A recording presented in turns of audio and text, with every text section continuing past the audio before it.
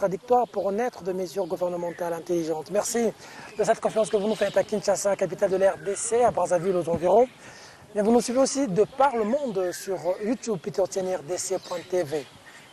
Très nombreux, vous avez suivi le tour son numéro avec lui, avec le public. Il a répondu sans embâche à toutes les questions. Et nous avons été informés d'un certain nombre de choses dont il a été victime. On voulait creuser à la source.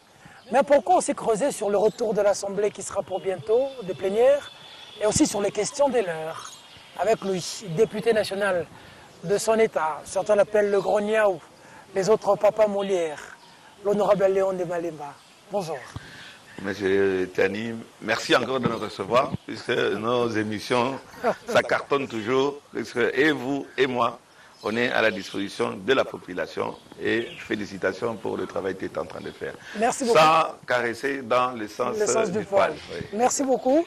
L'émission est bilingue parce qu'il faut dire que vous êtes quelqu'un de la population. Oui. Et deux fois, vous n'aimez pas trop utiliser de gros mots et aller directement à la lingala. Hein? Bon, je vais vous un dictionnaire. Hein? Alors, pour épater les gens, mais notre rôle, c'est que le message passe le plus facilement possible pour que la population puisse... Voilà le succès de tes émissions. Hein, puisque le message passe. Et c'est ça, un journaliste, quand son message ne passe pas, ça ne sert à rien. Il faut laisser. Être chroniqueur de musique ou bien quoi, ou n'importe qui prend une petite caméra, ou bien il parle, mais ça passe puisque le message passe. D'entrée de jeu, beaucoup pas très d'accord avec vous, à faire vous et Daniel Safou. Vous êtes avec la population, Daniel est avec la population. Pas de question sans polémique. Il n'y a pas lieu aujourd'hui de trouver un juste milieu? Ben justement, c'est peut-être, je ne vais pas dire un scoop pour Peter Tiani. J'ai appelé Daniel Safou. Ah bon? Oui. Il a appelé, il était un peu réticent. Il dit, nous sommes des adultes. Naza Kulutu Nayo. Obengi Daniel. Nabengi Daniel. Naza Kulutu Nayo. Voulouzi, bon, il m'a écouté quand même, puisqu'il voulait commencer à parler, écoute-moi d'abord. J'ai 16 ans de métier dans la polémique. Donc, Naza Mukolo, Yo Oza Kalek. C'est vrai, circonstance, tu n'as pas été délégué par les autres députés de l'Assemblée, les 500. Tu ne pouvais pas agir de cette façon, mais tu l'as fait. Il y a eu quelques couacs et tout, bon, ça a dégénéré. On baisse les niveaux, on s'entend. Et il m'a entendu. Ah bon? On est en paix avec Daniel Safou. J'ai demandé à parler à sa femme. Il dit, maman, Kolanda Makamba Songi Songi point com. Donc, Makamona, il y a Masuba. Nao Yanguba, bon, Yanguba encore, bon, mais Naya Masuba, ils ont Bastille à Papa Molière. Oya Kala, Oya Kala, Tozaki n'a pas député. Mais c'est ce qu'il y a, les apprentissages. Il n'y a que 8 mois ou 9 mois. Il faut te modérer. Daniel m'a entendu. Il a dit, bon, si j'étais offensé, je te présente mes excuses. Ah, vous l'avez fait? Ouais. Et il pourra le témoigner. Je te présente mes excuses. Au sein de Daniel, ça faut pardon. Pardon tes excuses, c'est différent. Il n'y a que Nzamenda pardonnaka. Congo central. Ah, on voulait c'est ça. Mais on voulait, il y a pas assez peu là qui. Il y a bien aux akulutu. Au moins, biso nyonso tozana simana yo zaro quoi leader. Oko benga biso au kamata, même kuna na parlement, tozana besoin il y a 100 nouveaux. Il y a bateau té bazako là qui est pour ça m'a coûté cher. Et d'ailleurs c'est pour ça que on va en parler. Mais avec Daniel, je dis bien ça fou. Hein, vous l'osez. Pas c'est fou. Non. Donc, esprit à Kitoko et côté lié, esprit à Kitoko et côté lingaï, nous avons fait la paix. Ma joie, je me dis, j'ai une grande famille. Et pendant que je serai en vie, la famille sera là. Et même après ma vie, ma famille sera toujours là. S'il n'y a pas l'amour, Papa Molière ne sera pas là. Donc, cet amour doit être entretenu au-delà de nos clivages politiques.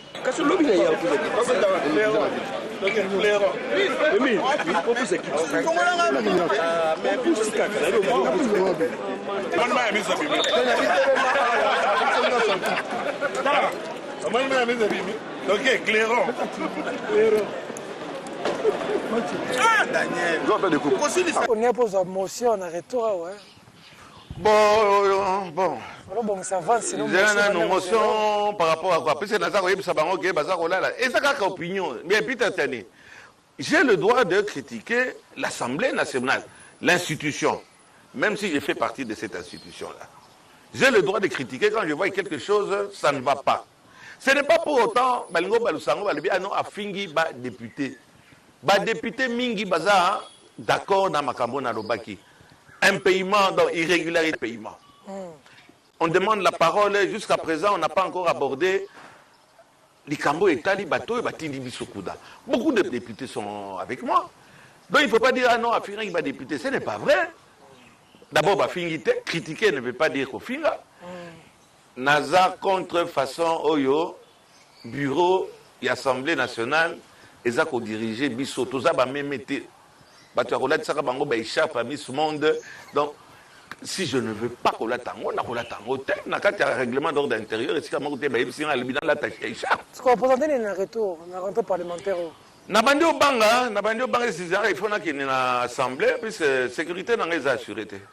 Et là, Madame Mabunda n'a prouvé, j'ai été molesté, j'ai été tabassé, Batinga Kraka, n'a bengi président n'a pas assemblée, à sécuriser. Mais le roi Balinga était le roi Papouazara, qui est pour, qui est contre. N'a abandonné Ngaï. N'a bengi Baninga, Bagoda Metonona, Nazaliawa, n'a Kacho. Un député, les a bon, on a développé un affaires années. Qu'est-ce qui s'est passé? Bakamati officialisé Koulouna par la police nationale congolaise. Et spécialement à Kinshasa, donc à l'intérieur, qu'est-ce que ça doit être? Bakoulouna Babundi, Batini, la police, Bitumbe Bimi. Policier à Kamati, il tire sur un jeune homme qui a 34 ans, je crois. Jeune homme a Koufi. Jeune homme a Kuluna. Bakende Kolokota Batakuluna. Sur base de quoi? Toyebite. Bakangi Bango 151. 151 personnes. C'est l'Embao. C'est l'Embao. Naokanga Résistance, Babomi, un chauffeur. 35 ans. On a un policier. Policier. Envoyé par qui? Envoyé par le colonel Mimi. Retenir rien puisque tout ça, retenir comme Mimi. Mimi Azali, commandant, il y a district, il y a Funa. Ok. Aza colonel. Babeti mwana ombali wana masasi. Wana akufi na miso ya papa na ye. Papa na ye atali kore ya mwana, akomi liboma, amoni policier. Abi yondo boyi mwana nga, akangi policier wana. Alingo tika ete, policier na mundu ki alingo tika ete, alo koboma ngai pe. Na ngai na kosala la même chose, na yo kosala la même chose. Sous l'émotion, et puis moi na ye wana makile zobi mama ça c'est ça. Ma miso na babomi mwana. Babomi mwana. Population ça est récupérer policier wana. Aïe. Policier aux baza opesa bango ba salaire ya 100 000 francs. Ba beti policier na ndenge moko kosakana te babomi ye. Oh. Ba quand dit policier babomi ye. On embarque le papa. Et pas le colonel Mimi. 151 personnes. Bah, soi-disant Koulouna. Papa wana na morgue, wana sana. Mais bah, quand on dit papa wana bakangi batindi na kalamu. Na motif nini toyebite. Dans ça musala na nga député. Descendre sur le terrain, comme on a en réalité sur le terrain, pour aller proposer la loi pana makamwana et ça les maté. Ok. Peter, mwana azana morgue. Papa azana kalam. 3 jours. Quand j'apprends ça, quand la population de Selembao vient me voir, je descends dans le parquet à Kalamou et je demande à voir Madame procureur, là où le. On permet maintenant ça en français. Mais là, qui n'allait bazako bimisa ba prisonnier na cachot. On m'a bien accueilli, ba pesi nga bureau. En attendant que nous la mokonzi, puis je voulais m'assurer d'abord que est-ce que papa wana azali kaka na kati ya kacho. Mais il faisait tellement chaud. On m'a dit que le transactionnel, bon, il y a Moïbi, et Zoleka, et comme poursuivre, on a bien, il y a Moïbi. Amende transactionnel. Basson bata climatiseur, ou bien groupe électrogène, bureau salité, solo ya Kimbotela, oui, Kimbotela, faute sceptique. Bandi, hein? Nandimi. Pas na wana, c'est ce qu'on a Nandimi, hein? Balon l'angai immunité, l'angai, bakangangai. Bazo bibi ça prisonnier, dans un couloir, il faisait tellement chaud, on a tellement un couloir. Officier ministère public, moi quoi, je nomme au moins mon nez quand le colon gagne na moindo. Oh, que tellement waté, poussana et me bouscule quand la katia bureau. Dans ça là, sorti à bas prisonnier. Papa, je suis député national. Un peu d'égard. D'autant plus naza mon colon nayo. Allez, moi je suis au-dessus député. Député, c'est quoi? Député Makayabou. On est officier, on est officier, c'était un magistrat. Un magistrat. Bras droit, il y a maman procureur. Il y a parquet. Il y a parquet, il y a Kalam. Ok.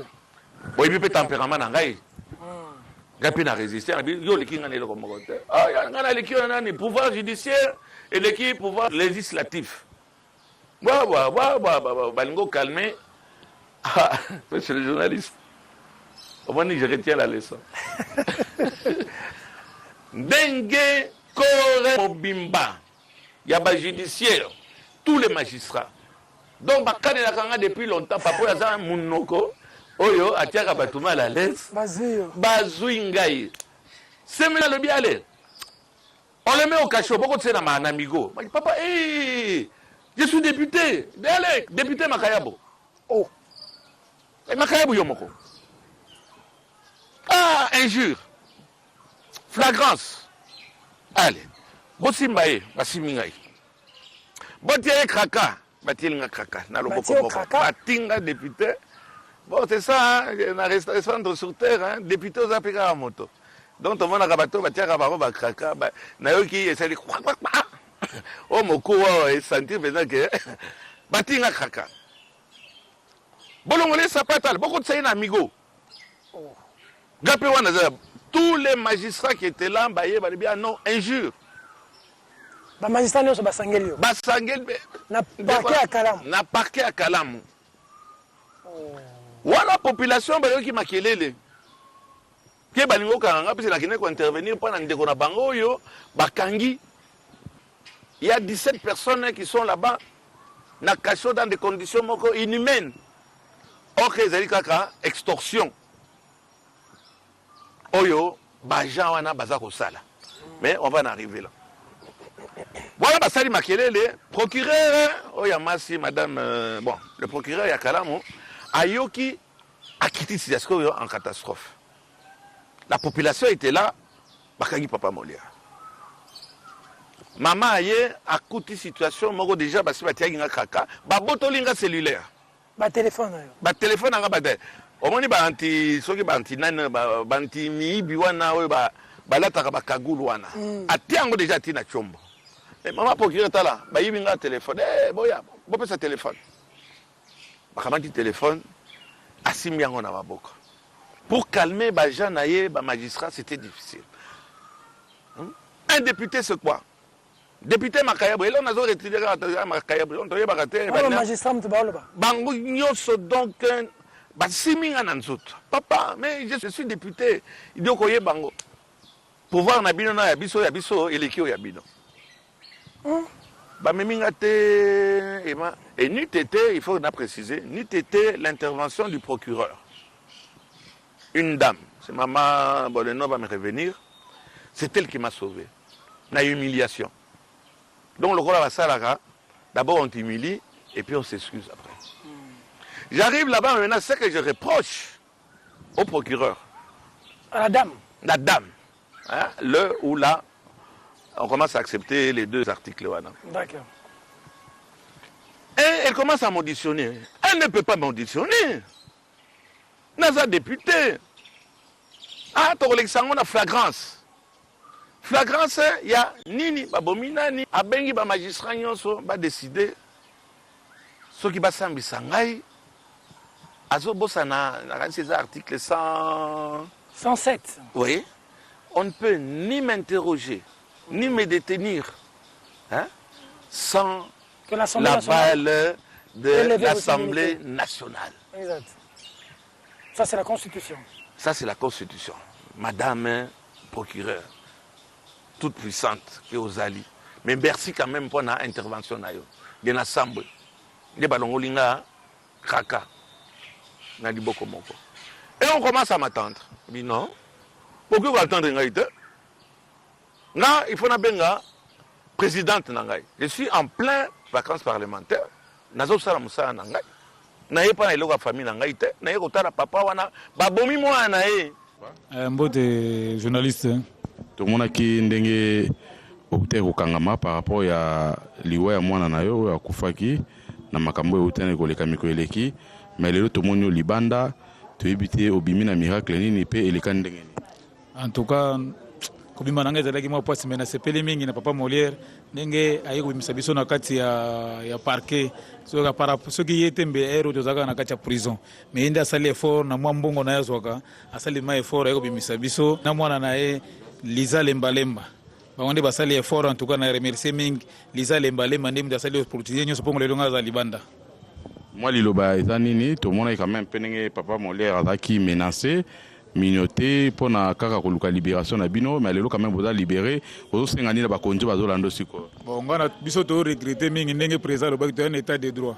Papa Molière baye ko kange ba kraka ye mutaza député et ça la mwana mboka nini ezalaka te azo défendre les droits na biso mais ye mbala moko baye ko kange ba kraka ko bobacha na kata kasho et ça la magate ye ndaza molobeli na biso soki ba kange ba nana molobeli biso lisusu molobeli biso so azala te ba konzi batala ndeli kambo bien batala ma état de droit ba to konzi batala kambo bien.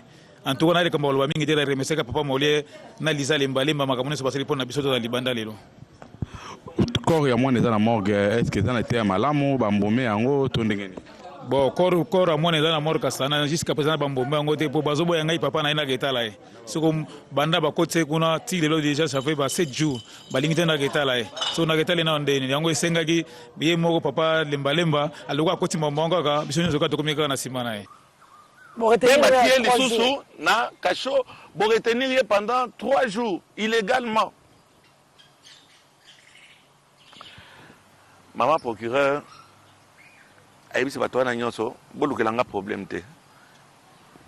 Et qu'on freine même avancement n'angai, et l'autre bossali ezamabé. Tant bien même, s'il y a eu des injures ou bien quoi, d'abord Azamukolo, Aza député.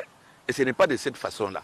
Monsieur Nembalemba, honorable Nembalemba, je te présente mes excuses au nom de parquet. Ça, c'est madame le procureur. Et je la remercie. Quant à maintenant, Oyoke, Botianga Kraka, Ngaï député. Bossi Marana Nzoto, Ngaï député Makayabu. Celui qui disait ça à l'autre magistrat. Oui. Un but de sa personne, qui prend, bon, quand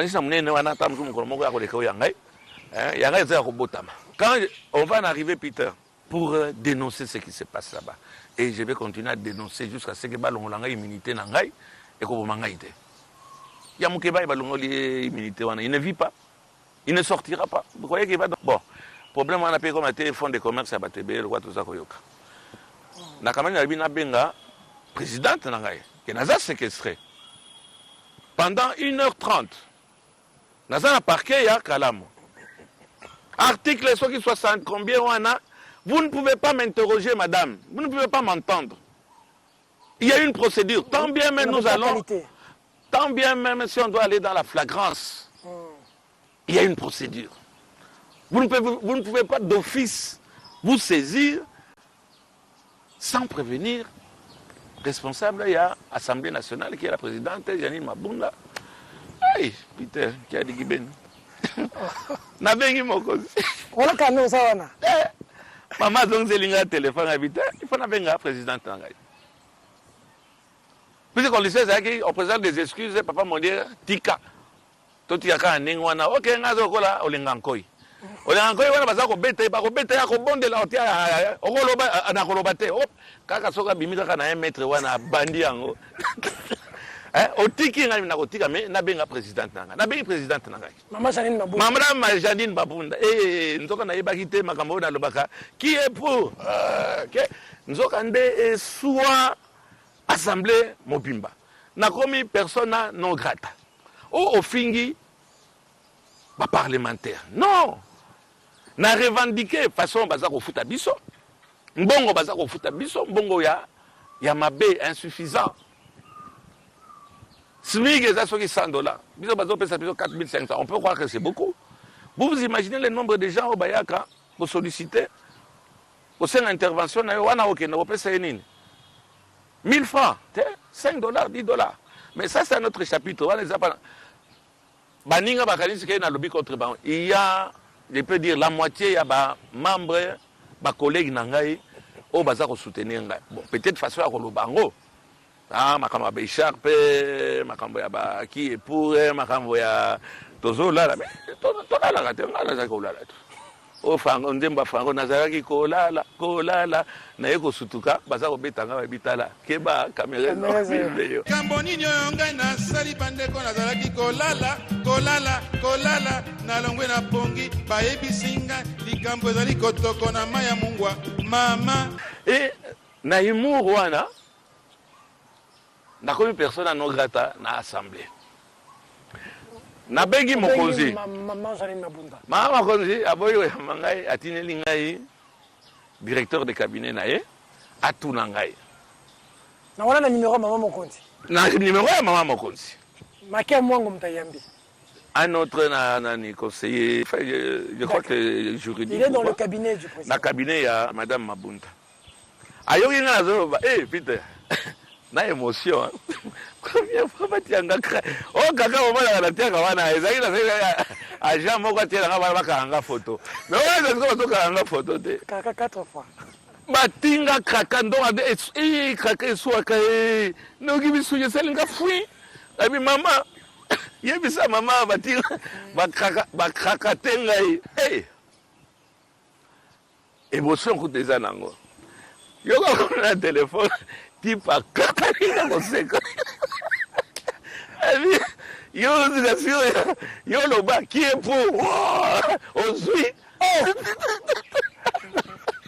Papa, au secours, Madame Mabunda, au secours, Bakakatengai, et non soit.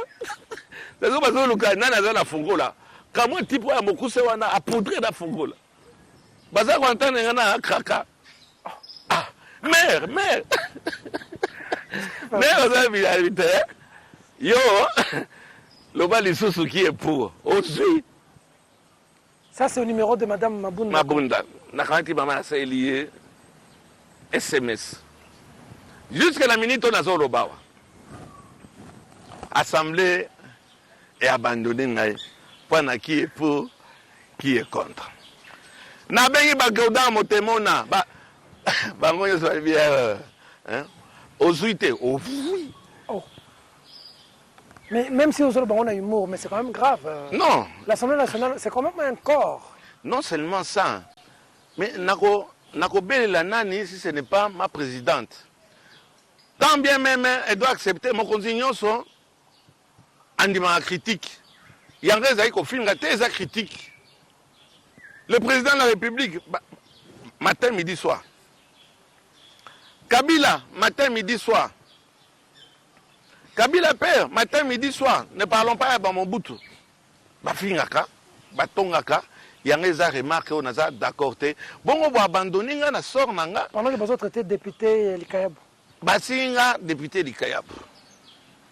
Et Nandimi pensa que oui, naza député Likayab. Namune nanga naza député Makayab. Hein? Au pluriel ou bien dans la corpulence. Alors comment vous avez fini l'affaire? J'ai porté plainte. Na kamati te wana silisi leo na tongo bavoka nanga basali plainte en violation. Il y a article 107. On peut y a constitution. Et madame la procureure, attention au békisa inga na lynchage. On violé ango ont violé la Constitution. Voilà pourquoi Nakamati n'a porté plainte. Ce qui est à suivre, Nandé Nazanga Imoko, ça soit n'a porté plainte en tant que qui? En tant qu'individu, puisque en tant que député, n'a Makayab. Si ça vous arrive à vous, un magistrat vous fait ça, vous qui avez des immunités, à combien plus forte raison celui qui n'a pas d'immunité? Merci, c'est Peter. Dès qu'on découvrir les cas. Madame la procureure, il y a Kalam. Il y a côté judiciaire, il y a côté législatif. D'abord, c'est un mouroir, les cachots, les amigos de là-bas. C'est prévu pour 20 ou 30 personnes. J'ai trouvé à peu près 50 personnes là-dedans. Donc, ces messieurs, voilà Moussala Nazosala, monsieur Peter, n'a libéré Papa Wanda, il a été libéré. Après toutes ces altercations-là, il a été libéré et félicitations au procureur, car c'est elle qui a signé. Vous savez que la dame est quand même souple, hein? Ah, c'est quand même maman. Quoi que na bureau na yé nan bati couleur te, hein? Ba mbongo transactionnel ou na bureau bonko bon. Et ça pas na amende transactionnelle. Motonyo ça la carte wana pas na kobima, il faut fouta amende transactionnelle. Au moins mobile wana zana Ernie et bima qui est na carte ya Kacho, il allait mourir. Ma fille qui est députée provinciale a bengi général Kasongo a bondelier. Baka maternifus que mutu wana za okufa na carte ya Kacho. Barbino, soki ayena $600 te akobimate. Bango ebino tozaka na $50 ko tezaki pa na kisi. Bakamata ba soigner. Baboy. Baboy akobimate. Et le général Kasongo Silvano aza humain. Eza lokola certains généraux tomona ki na liboso wana à intervenir et on a libéré ce monsieur-là malade, et après qu'il va dépouiller, na kamambongo, bazaki, azaki nango na katia poche. Na okita, je vais prendre les témoignages de ce monsieur. Témoignage à papa. Oyo mwana ya za na morgue. Tomona ki o babaki ki aza na Ernie bakangaki edaki yo. Ezaki ngai enge umeli mikolo ebele na basala ngango te. Yebisa biso bakangaki yo elekana ki ndenge ni. Elekana ki bakanga na miso na tekaka badendo. Tant baka na ando teka na ndo kata dendo natala police moko ayi wana atenga mama kaka. Tant atenga kaka mama na tunomi manga wapi o tokeka kokoyeba ngo kuna tokanga panda pala bondage so pa bondage tokanga. Basodo batikala na sima misusu bandolia badendo. Bale badendo misusu badendo na koteka. Badendo na koteka na bakwanga baoke nango. Si tomati wana dokomiti na permanence wana ba yokota biso na kati ya commune taba koti biso abombi biso après to lali leki wa mikolo ba une semaine nde tomataki pa colonel li yeni mtatinda camion ezo biso batu wana nde balataki ba masque balataki babone mo za madusu ba miso awa na baga ya pembe si ba meme biso kuna tokomi kuna bando contrôler biso aussi contrôler biso batie biso ngondi système ngondi batie biso après batie lati biso pine après balati biso na se basopeli biso mai bando beta so bafimbu ta bafimbu wana bakoti biso na kasho lobi nango na tongo mama bayozwa biso kamina mbato na nini masanga mbila bayozwa biso ta bayozwa biso na pine na nzoto batie biso na jipi komema ne bamema biso wana baba biso ne tokeboto bakeboma biso babwaka biso na fleuve ti tokome wana tolali susu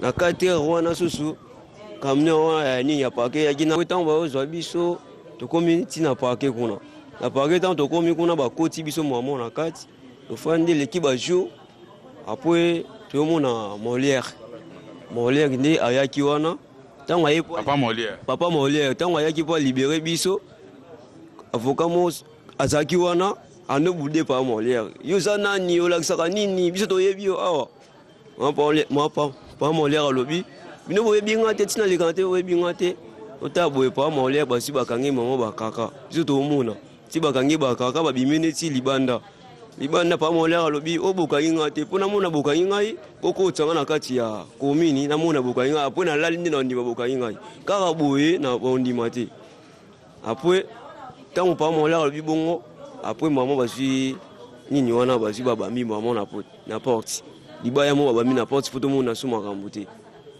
suka bobimi na suka ndi na bimaki na bima ya grâce à papa molaire po ye mutabimisa yanga na senge merci pe sazali nzamba pambole na oyo ezangi pa na ye abakisa susu eko basusu ebele merci na ye nzamba sunga ya batela olapite oyokeka te c'est dans le sang.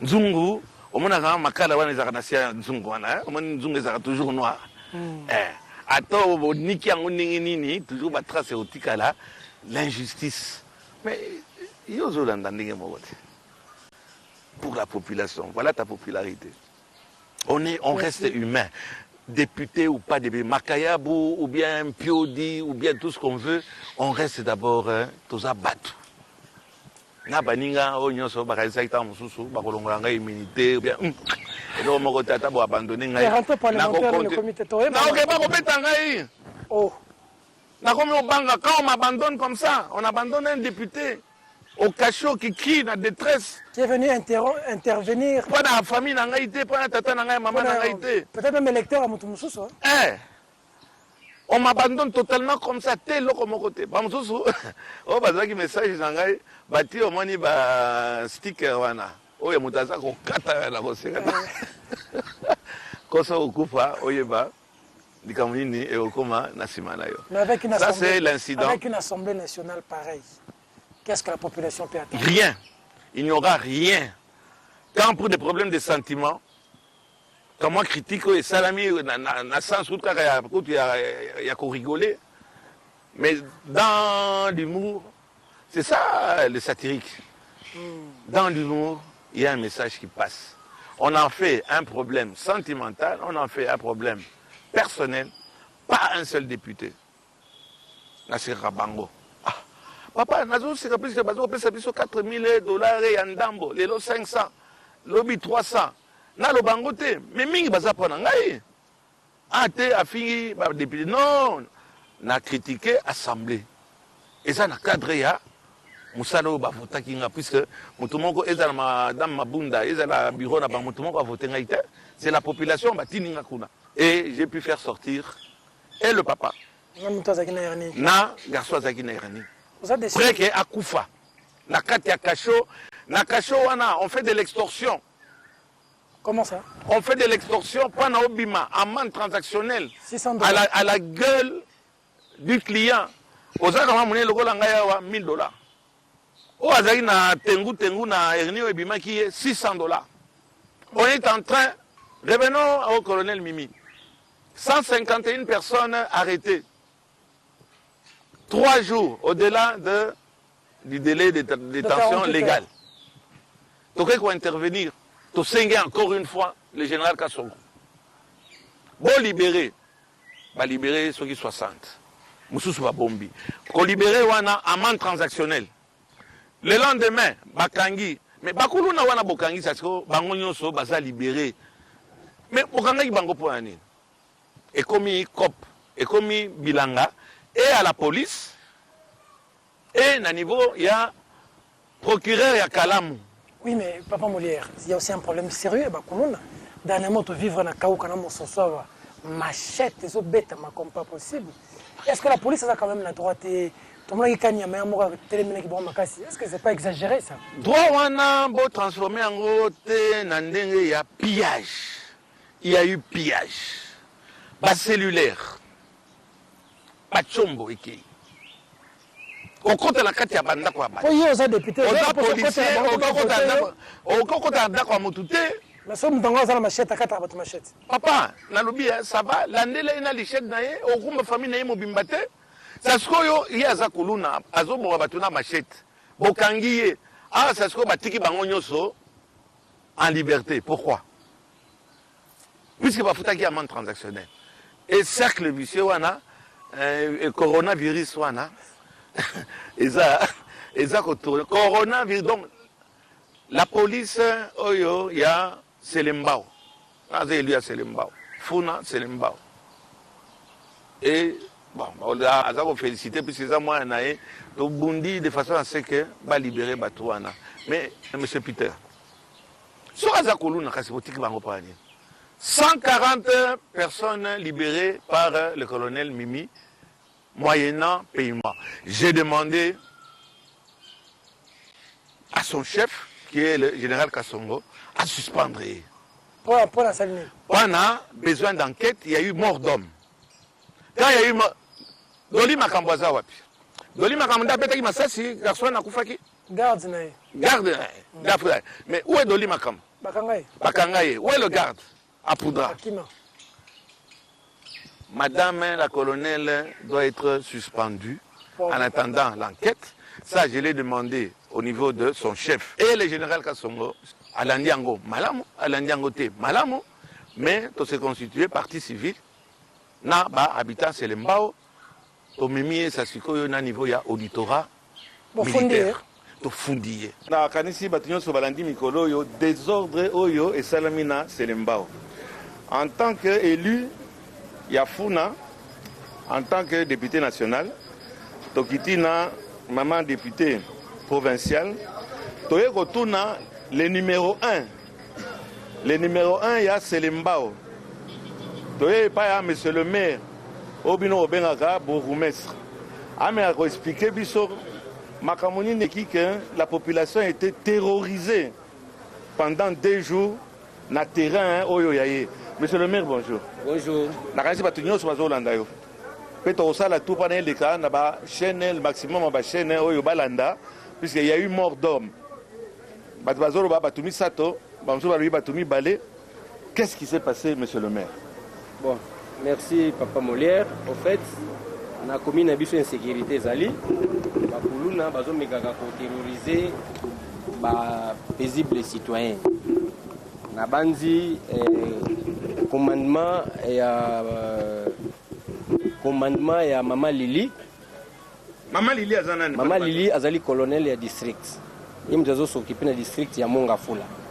En fait, souciat ya Selembao bagendaki ko traquer bakuluna. Tango bakomi na avenue Kinsala, babetaki masasi ezwaki na innocent. Civil moko kufaki, le monsieur n'est pas kuluna. Papa nae émotionné a signé qui a kangaki policier moko taba policier bazo kima wana bakababumi mwana nae papa wana a récupéré policier a récupéré le ngolo baninde monsieur le maire Assim bon je ne sais pas m'expliquer mais akangié voilà tango akangié policier mususu bakei ba civil tango batikali na policier na ba s'en charger nae et policier akufaki lobi na tongo Mama Lili ayaki colonel ya district aye abisinga que monsieur le maire faut continuer à traquer bakuluna na tala ndenge mort ya policier et salami ngabi mama pona ko traquer bakuluna bosala yango pour sécurité kota na commune mais malheureusement c'est que nous avons vécu auto vivaki ezaki sous opération ciblée. Monsieur le maire avant qu'on continue batu boni bakufi parce que yo zoro ba biso ba yebi biso que civil mo kwa kufi awa au début non civil ndé a récupéré qui policier. Qu'est-ce qui s'est passé? Civil à Koufi. La police. Okay. Civil à Koufi. Après, civil va récupérer policier. Policier les sous à Koufi. Donc, Koufi ni maladie, hypertension. Non, bonga nazala qui était occupé civil ne babeta qui est après à Koufi. La situation est qui bongo. Après lobby nango, le colonel Lili a instauré une opération à traquer bakuluna. Mais c'est que ça la gibiso passi. Bato ya tindaki ba traquer bakuluna bakome ko kanga n'importe qui ba civil oboto la bambongo même en face de chez moi ba koti ba piller ba boto limbongo ba zi téléphone donc ba soda wana mbata do salaki malamu te ba population balelaki mingi ba innocent bakanga makebele na bandi sur ordre général Kassongo bango nyonso bazalaki libéré. Il y avait à peu près combien d'arrestations, monsieur le maire? Ah, beaucoup. Plus de 100. Plus de 100. Beaucoup. Ah, dans la terrain. Oui, bambele bazalaki awa misusu na mbata ya Mongafula, misusu na district kuna. Baza banani bato bakangi bango. Bato baiko kanga bango? Te, bawe bakangaki bango. Mais la population confondue kuluna na kati, bien ba innocent pe na kati. Et ça se trouve hier à Tozo Mona Bangote? Mais ils sont déjà libérés, ba misusu ba transféré bango na parquet. Bakangaye va entendre jusqu'à preuve du contraire, Aza innocent, Doli est à Aza Namanamaka jusqu'à aujourd'hui. Et pourquoi pas cette dame-là? Mon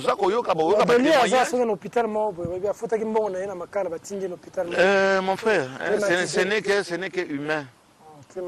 Ce n'est que humain. Et bon, on va recevoir un ministre en fonction. On est en train d'instruire un dossier. Il y a un ministre qui bureau d'ailleurs.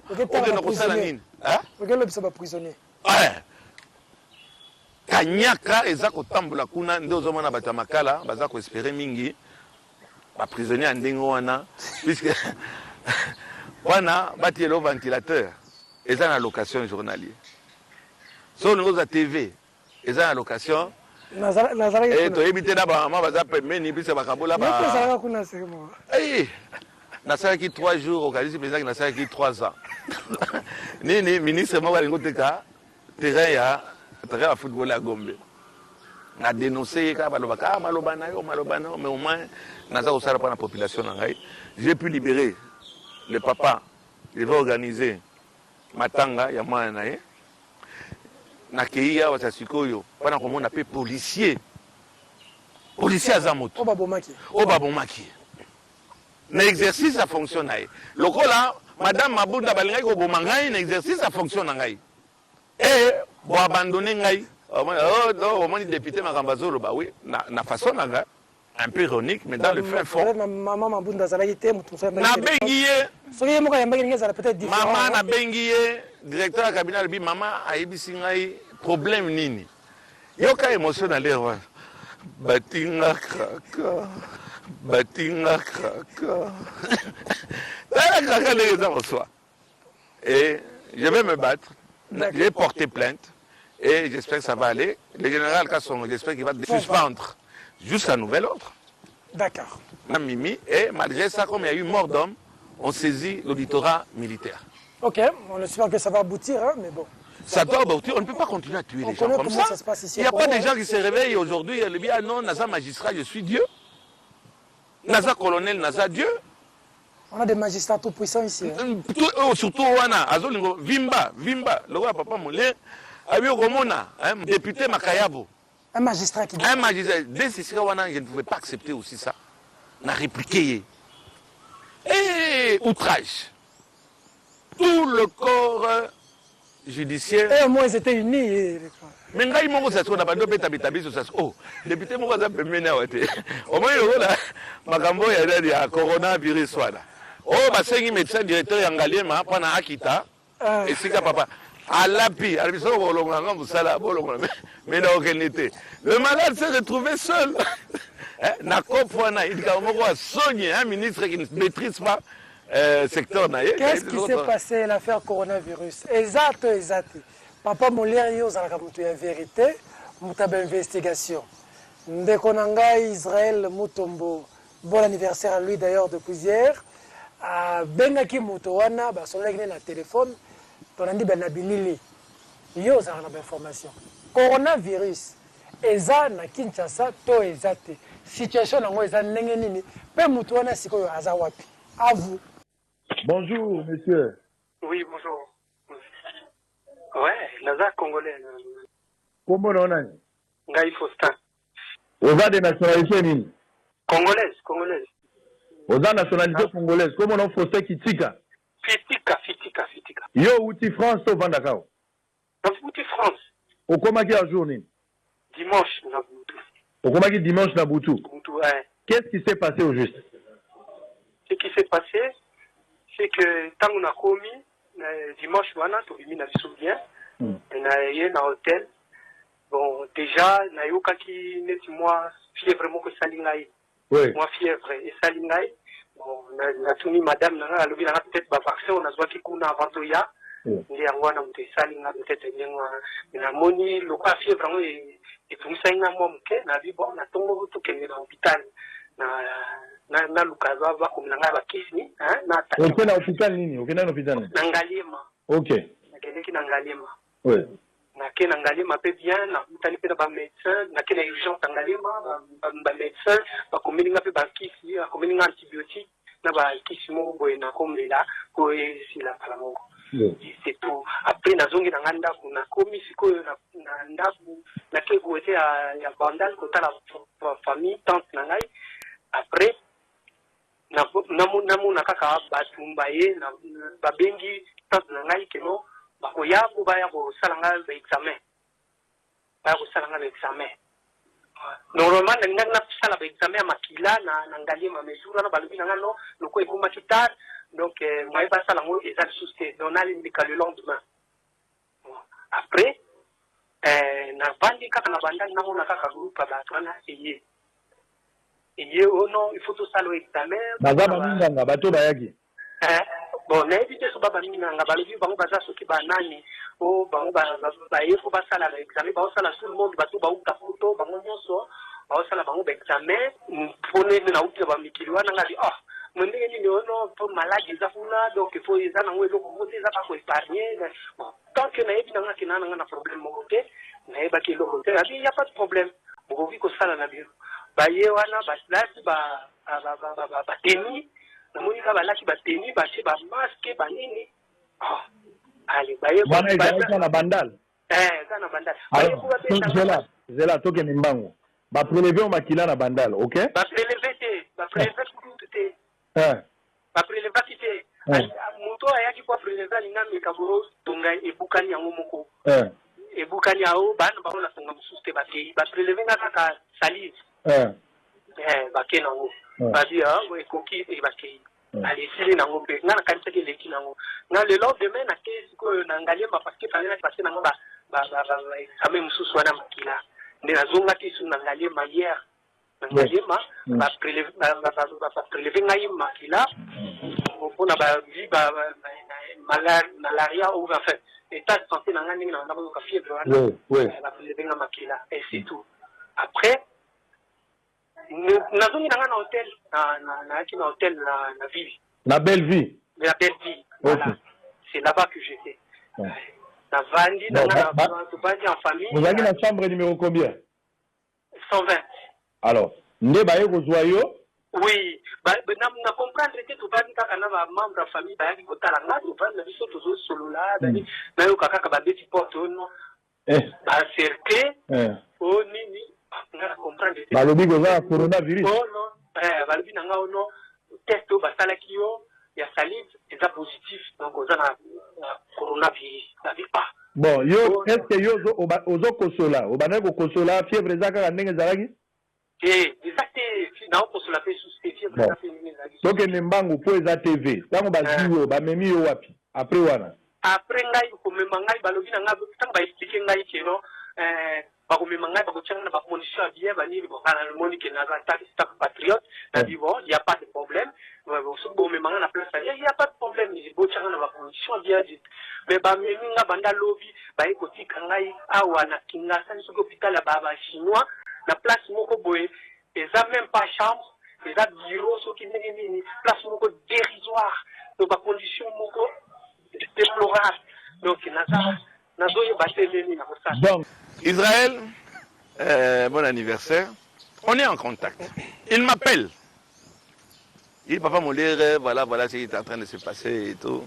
Moi, je me rends là-bas, il n'y a pas de coronavirus. Il dit qu'il n'a pas communiqué. Déjà, général Kassongo, il dit beaucoup de ministre à promettre bango baga, na ba masque, ministre à poudrer. Oh.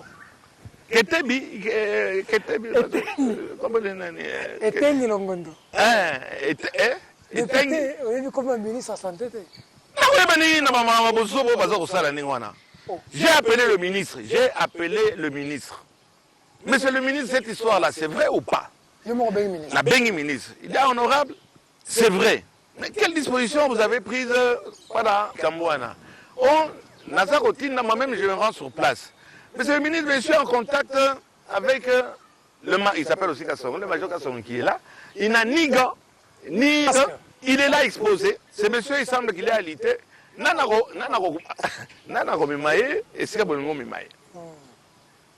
non, j'ai pris toutes les dispositions. 15 minutes, ministre à Boyamba, ministre à Poudrépé. Oh. Ministre n'a jamais été là-bas. À Komaté. À Komaté. bakamati papa wana ah putain aventurier bazala gouvernement bon eza kofinga te bila ntango akala zela nani na ntango akala lui oza aventurier bato lokola baemingwe on disait que c'est un aventurier mais na ça c'est peut-être oyo ya biso te ce sont des aventuriers yo ministre basali prélèvement te le passé moko oyo Israël aye albi bazwaki kaka mwa makila wana balingaki kaka salif wana balingi ozwaki makila serenge ebukani. Comment voulez-vous envoyer bato baziki bemene kobenda makila te serenge ebukani parce que bolobi aza na corona soki varius soki bamemi papa wana ola abandonné. Ah non, chambre moko eza bunene ça c'est le ministre qui me le dit.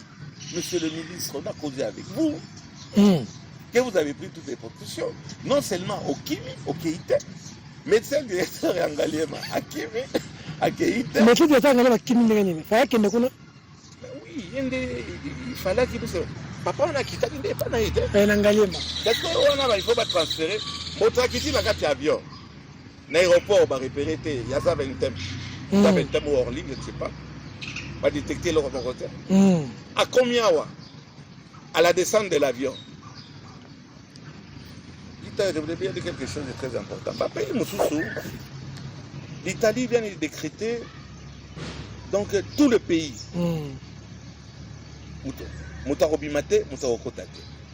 Les États-Unis viennent de décider que l'avion c'est outil Europe.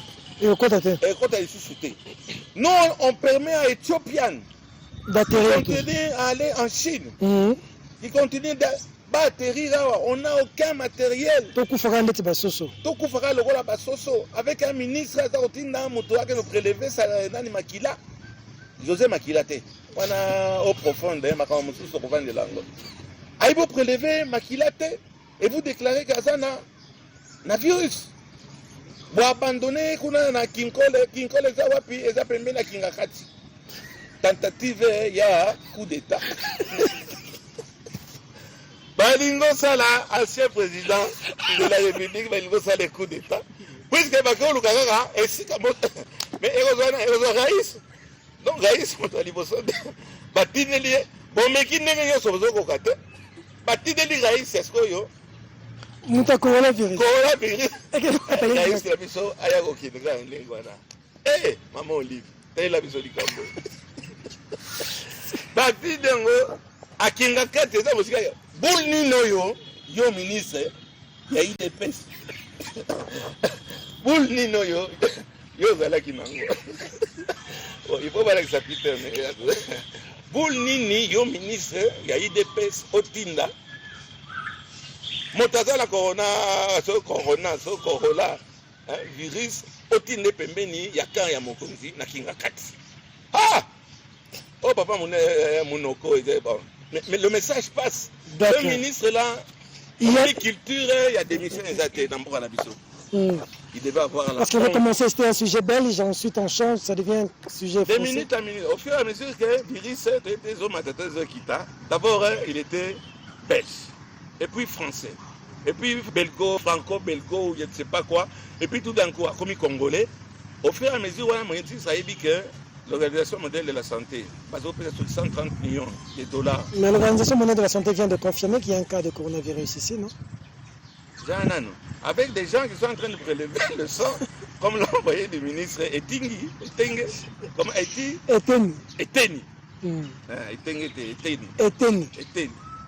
bah, ils ont prélevé Makilate et Bokamati diagnostic, mais ils ont paniqué tout Kinshasa. Il n'y a plus de masque. Et vous n'êtes pas préparé. Quand on va sauter mouton, vous avez mais il y a protéger le bateau. Et ça, virus, professeur Mouyemba, c'est la catastrophe. Ça va être décimé. En commençant à passer à Kingakati. Ça, c'est une tentative à coup d'État. Mais est-ce qu'il n'y a pas lieu aujourd'hui maintenant de sensibiliser? Parce que dans les arrêts qui n'ont la légère, c'est comme ça que ça fait beaucoup de ravages, jusqu'à ce que le docteur Mouyemba intervienne. Est-ce que l'heure n'est pas la sensibilisation? Beaucoup, peur de masque. Ça, c'est notre rôle. C'est comme si les gens ne prennent pas ça très au sérieux. C'est notre rôle. Les gens attendent que les gens commencent à mourir. Hein. Ouais. Étant qu'éducateur de masse, Papa Molière, sensibiliser pas tout quand même. Au lieu de s'attaquer à la ministre et DPS. On a spot gratuitement. Dommage, déjà en français, on a tout changé on ne le fait pas. On a la télévision, laptop, autorisé, on ne le fait pas. On ne. Aux hommes, on a RTNC, à ça, on aux hommes, on a chaîne, on a subside. Digital Congo, Congo, Télé 50. Télé 50, subside, exempté, certaines taxes. Le Bango, on prend ça à la légère.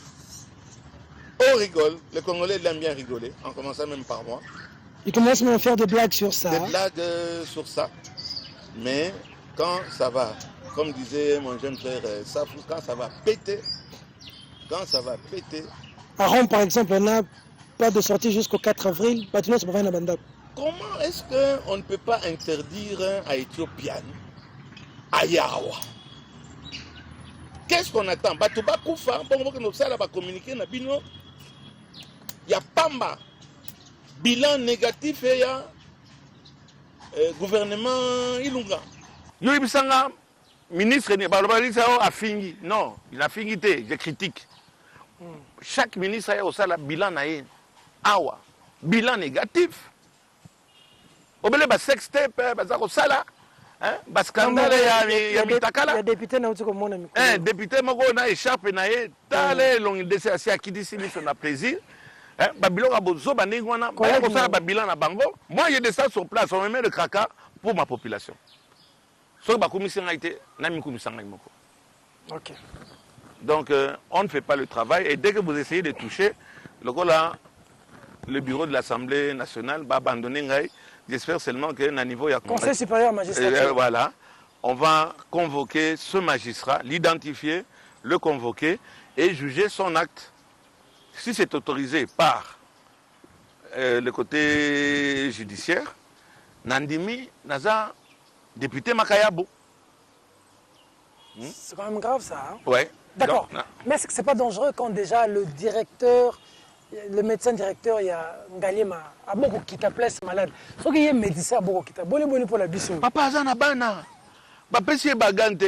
Azana Bana. Mais infirmier, va au Tekabaga. Nyon, c'est Zakop. Il n'y a pas de virus ici en République démocratique du Congo, du moins à l'arrêt pays, il habité, mais en Kinshasa, ils ont Makambalokuta. Panique à bord. Il n'y a pas de virus. Corona machin là, corona machin. Et ça qui cope pas soutirer, bah si bah on peut ça bango, bah on bango 14 millions. Comme ça bah ça le gars bah ça a l'air nyonso. Le gars bah du cocalan, bah man transactionnel et oyo na parqué ya Kalamu. Nyonso ça problème à cop. D'accord. Et on ne peut pas aimer quelqu'un comme l'honorable Nimbalemba. Cette façon de parler, de voir les choses, ça dérange. Un mot par rapport à Mokebaï. Affaire congolaise. Mike, je comprends qu'il pète les plombs. Je suis arrivé quand même à un niveau où on croyait qu'à Kobima a Okufa, l'animité à Okufa, Nakati a prison, à Kobima, on a repéré peine. Mais je sais seulement que les amis qui sont allés le voir, on l'a trouvé très démoralisé. Et l'avocat va saisir cours international et tout. Si on a tunnel, l'UR à un certain moment et apparaît Saka. Et je sais que tant bien même au Boumi Moto, un jour au Kobima. Et je pense et j'espère que le problème de Mike, bon, ce que je reproche aussi, ce que je suis en train de critiquer, c'est que beaucoup de gens, surtout dans le secteur Nabino, bakamati problème à Mukeba, il va commencer un gros fonds de commerce. Ah bon? Tozoyoka batumingi, kobenga diaspora, là il y a qui paye, Boutina Mbongo. Il y a solo? Oui. Je dénonce. Nazo courant. Oui. Il y a des journalistes, principalement journalistes. Diaspora, diaspora, c'est moi qui suis en contact avec. Au lieu que nous avons et puis c'est mon pas si au côté